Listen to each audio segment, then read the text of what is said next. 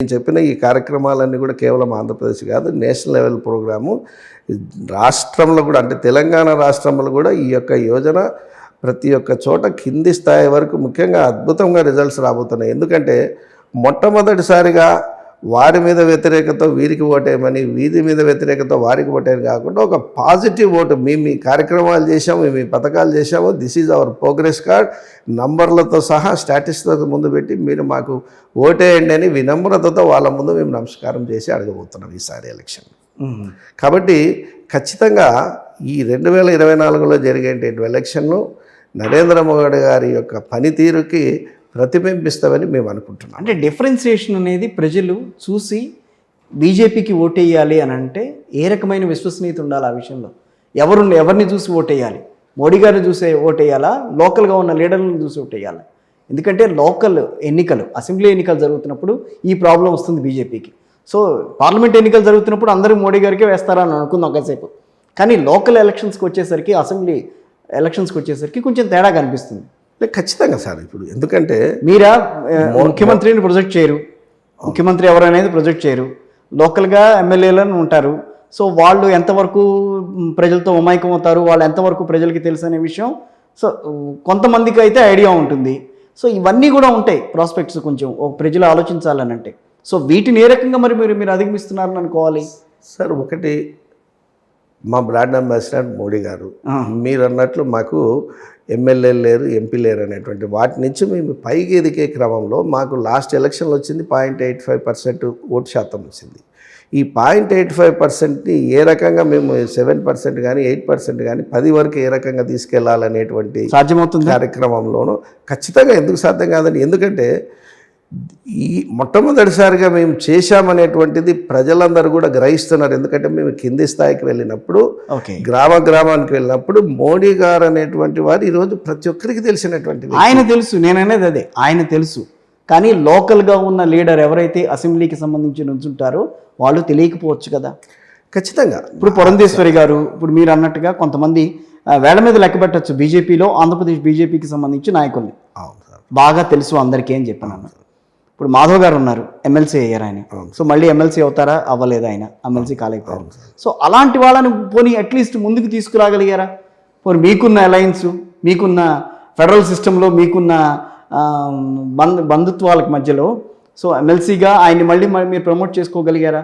పోనీ వైఎస్ఆర్ కాంగ్రెస్ పార్టీని అడుగో ఏదో రకంగా లేదు, గట్టిగా వాయిస్ వేసి వినిపిస్తారు ఎవరైతే సత్యకుమార్ లాంటి వాళ్ళు ఉన్నారో, సో వాళ్ళని ఏదో రకంగా వాళ్ళని అణదొక్కే ప్రయత్నం అయితే అక్కడ జరుగుతూ ఉంటుంది.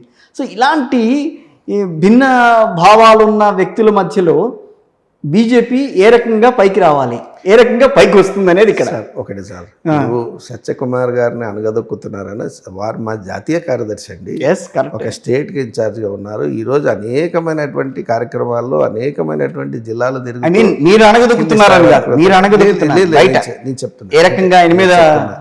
తర్వాత అనేక మంది కొత్త వాళ్ళు, ఈరోజు మీరు పురంధేశ్వరి గారి టీం తీసుకుంటే ఈ ఫేసెస్ మీరు ఎప్పుడు చూసిండరు. తపనా చౌదరి గారు ఏలూరు నుంచి ఎవరైతే ఉన్నారో, one of the state general సెక్రటరీగా ఎన్ఆర్ఐ, ఆయన ఒక ఇండస్ట్రియలిస్ట్లో వచ్చి ఈరోజు అద్భుతంగా పార్టీ యొక్క అభివృద్ధిలో, పార్టీ యొక్క సంఘటనాత్మకలో వారికి జనరల్ సెక్రటరీ చేశారు. అలాగే విశాఖపట్నం నుంచి కాశీరాజు గారు వచ్చారు. ఇదంతా న్యూ లీడర్షిప్, నరేంద్ర మోడీ గారి పట్ల ఆకర్షితులై వచ్చినటువంటి యంగ్ బ్యాచ్. యువకుడైనటువంటి దయాకర్ రెడ్డిని మేము స్టేట్ జనరల్ సెక్రటరీ చేసి ఈరోజు కిందికి తీసుకెళ్ళాం. కాబట్టి ఇదంతా డెవలప్మెంట్ ప్రాసెస్. కాబట్టి 2014 ఉన్నటువంటి పార్టీకి 2024 వచ్చేటువంటి పార్టీకి చాలా వ్యత్యాసం ఉంటుంది. సరికొత్త లీడర్షిప్తో, కొత్త నాయకత్వంతో భారతీయ జనతా పార్టీ ఖచ్చితంగా ఈసారి ముందు వరుసలో ఉంటుందని నేను అనుకుంటున్నాను. స్ట్రైట్గా ప్రత్యేక హోదా ఇస్తారా? మళ్ళీ అడుగుతున్నాను. ప్రత్యేక హోదా అనేటువంటిది ఓల్డ్ కాన్సెప్ట్ అండి. అదేంటి? ఎందుకంటే మేము ఇస్తాము, కానీ చంద్రబాబు నాయుడు గారితో కలిసి కూర్చొని చంద్రబాబు నాయుడు గారి యొక్క ప్రపోజల్ ముందు పెట్టుకొని ప్రత్యేక హోదాకు సమాంతరంగా ఏవే ఇవ్వాలి అనేటువంటిది ఇస్తుంది. ఈరోజు ప్రత్యేక హోదా కంటే కూడా 2-3 రెట్లు ఎక్కువగా భారతీయ జనతా పార్టీ ఇచ్చిందనేటువంటి స్టాటిస్టిక్స్తో సహా మేము ముందు మీరు ఇవ్వచ్చు సార్, కానీ జనాల్లో ఏముంటుంది, ప్రత్యేక హోదా ఇచ్చారా లేదా, తదనుగుణంగా ఇక్కడ పరిశ్రమలు వచ్చినాయా లేదా? సార్ ఈసారి ఇదే రకమైన ధోరణి అన్ని పార్టీల్లో కనిపిస్తుంది కదా, వాళ్ళు కూడా అదే మాట్లాడతారుగా. ఖచ్చితంగా మాట్లాడతారు, కానీ భారతీయ జనతా పార్టీ ప్రత్యేక హోదా అనే పదం ఇప్పుడు మరుగున పడిపోయింది. మోడీ గారి యొక్క కార్యక్రమాలు చూసిన తర్వాత అంటారు అది, మోడీ గారి యొక్క కార్యక్రమాలన్నీ చూసిన తర్వాత నిజంగానే ప్రజలు నెవ్వరబోయే రీతిలో, ఫర్ ఎగ్జాంపుల్ మీరు ఆంధ్రప్రదేశ్లో 72 రైల్వే స్టేషన్లు, మీరు కర్నూలు రైల్వే స్టేషన్ చూస్తే ఎయిర్పోర్ట్ లాగా కనపడుతుంది మీకు. అక్కడ ఉన్నటువంటి ఎలివేటర్స్ కొత్తగా ఇప్పుడు 95 కోట్లతో విశాఖపట్నంలో ఇంటర్నేషనల్ క్రూజ్ టెర్మినల్, అసలు ఆ ఆలోచన కూడా ఎవరికి రాలేదు. అంటే నౌకాయానం చేసే వాళ్ళకి, ట్రావెల్ చేసేటువంటి ఒక సపరేట్గా ఒక టెర్మినల్ డెవలప్ చేశాం. ఓకే, రాయలసీమ ప్రజలు ఏ రోజు కొత్త రైలు చూడలేదు, వందే భారత్ మీద 2 గంటల్లో హైదరాబాద్ నుంచి కర్నూలుకు పోగలుగుతున్నారు. సో ఈ డెవలప్మెంట్స్ తర్వాత 3900 కిలోమీటర్ల నేషనల్ హైవేస్ అసలుకి కనీవిని ఎరగని రీతిలో. సో ఇవన్నీ చూసిన తర్వాత మళ్ళా ఈ రాష్ట్రం, ఈ ప్రత్యేక ఏదైతే మీరు అన్నారో, హోదా ఏదైతే అన్నారో దాన్ని నేను మరుగుపడిందని చెప్పను, కానీ దానికి మించిన కూడా Bharatiya Janata party చేసిందంతానికి medical infrastructure కావచ్చు, ఐఐటి కావచ్చు, ఐఐఎం కావచ్చు, ఈ రాయలసీమ జిల్లాలో సెంట్రల్ యూనివర్సిటీ కావచ్చు, బీఈఎల్ వచ్చు, డిఆర్డిఓ యూనిట్ ఆ కర్నూలు ఆల్రెడీ వచ్చేసింది. తర్వాత ఇవన్నీ చూసిన తర్వాత జనరల్గా ఇది పెద్ద చర్చనీయాంశం కాదన్న అభిప్రాయం. ప్రత్యేక హోదా చర్చనీయాంశం కాదని అంటారు? ఖచ్చితంగా కాదు, కానీ జనానికి మీరు ఇప్పుడు ఇన్ని చేసామని చెప్పి దీనికి ప్రత్యామ్నాయం అని చెప్పుకోవడానికి కూడా కొంచెం బీజేపీలో వెనుకబడతానికి కనిపిస్తుంది. ఆ విషయం ఎటువంటి లేదండి. మరి వైఎస్ఆర్ కాంగ్రెస్ పార్టీ మాట్లాడుతున్న ప్రత్యేక హోదా విషయంలో, టీడీపీ మాట్లాడుతున్న ప్రత్యేక హోదాని మీరు ఇది కాదు, మేము ప్రత్యేక హోదా బదులు ఇది ఇచ్చామని ఎందుకు చెప్పలేకపోతున్నారు? మీరు ఖచ్చితంగా చెప్తారు. ఖచ్చితంగా ప్రత్యేక హోదా అనేటువంటి చర్చనీయాంశం ఒక పొలిటికల్ స్లోగన్ అయిపోయిందండి అది. ఎందుకంటే కాంగ్రెస్ పార్టీ షర్మిల గారు వచ్చారు, మేము తెచ్చిస్తాం, రాజీవ్ గాంధీ ఫస్ట్ సైన్ చేస్తారు దాని మీద అంటున్నారు. ఆమె ప్రత్యేక హోదా వచ్చిన తర్వాత సైన్ పెట్టిన తర్వాత ఏం చేయాలో వాళ్ళ ముందు let them come with a blue print. మేము ఈ యొక్క అటు ఉత్తరాంధ్రకు కానీ, ఇటు రాయలసీమకు కానీ, ఇటు కోస్తాంధ్రకు కానీ మేము ఏమేం చేశాము, ఏ రూపంలో ముందు పెట్టాం, ప్రజల ముందు ఖాళీ పేపర్ మీద పెట్టడం కాకుండా ప్రాక్టికల్గా ఏ రకంగా మేము సైన్ చేసి ఇచ్చాం, కానీ బీజేపీని అమలు చేయలేదని వాళ్ళు మాట్లాడుతున్నారు. ఎవరండి? కాంగ్రెస్ పార్టీ వాళ్ళు. అది హాస్యాస్పదం అండి. 2014లో మేము ప్రత్యేక హోదా కోసం మేము సైన్ చేసి ఇచ్చాం, తర్వాత 7th finance commission I think, అవును, సబ్జెక్ట్ టు కరెక్షన్, తర్వాత మీరు నీతి ఆయోగ్ పెట్టుకున్నారు దాన్ని. సో నీతి ఆయోగ్ వచ్చిన తర్వాత దాన్ని పక్కన పెట్టేశారు అని అంటున్నారు. అసలు నిజంగా వాళ్ళు సైన్ చేసి ఉంటే మీరు ఇంప్లిమెంట్ చేయడానికి ఇబ్బంది ఎక్కడ వచ్చింది?